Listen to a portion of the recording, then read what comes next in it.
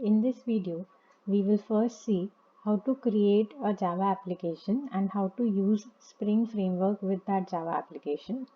And then we will see ways to inject dependency in our Java code. So this is a Java application, Spring Demo. And in the libraries, we have to right click on libraries, click on add library.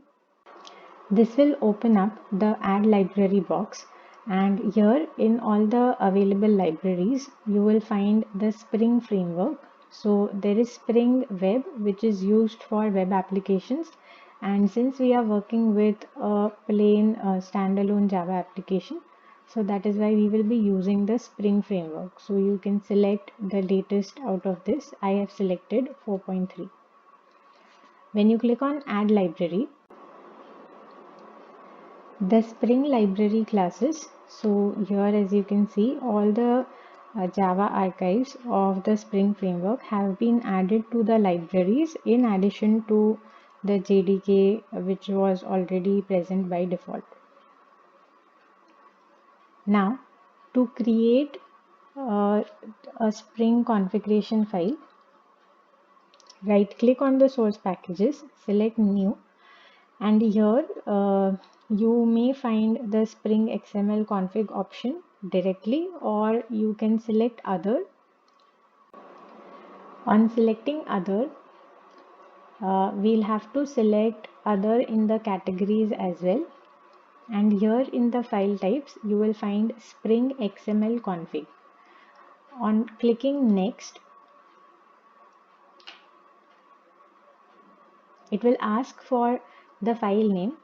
So usually the name of a Spring XML configuration file is beans. So it is called beans.xml, but it is not compulsory to name it beans. So you can give it some appropriate name and then click on next.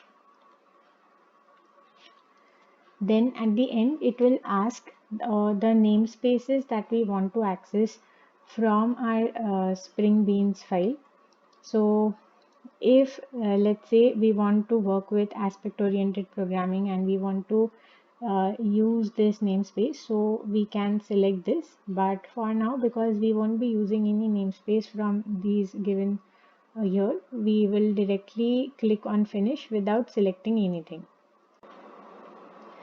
The beans.xml file will be created here, and this is how the file will look. So the parent tag is called beans, and everything that we write inside the Spring configuration file, so all the objects that we are going to create or all the data that we will be providing for the creation of the objects, everything will be specified inside these beans tag.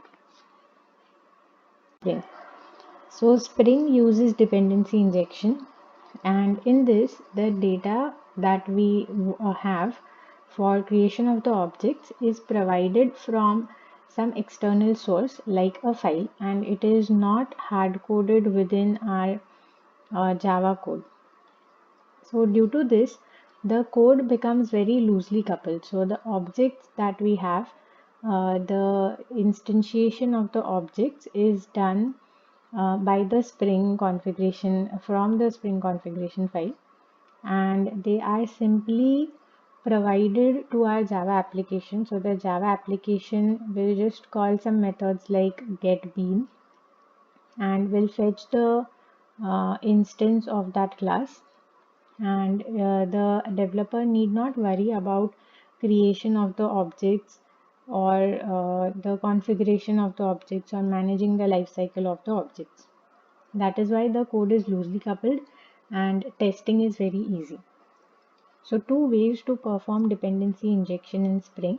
One is using setter methods, which is also called as setter injection, and the second is using the class constructor, which is also called as constructor injection.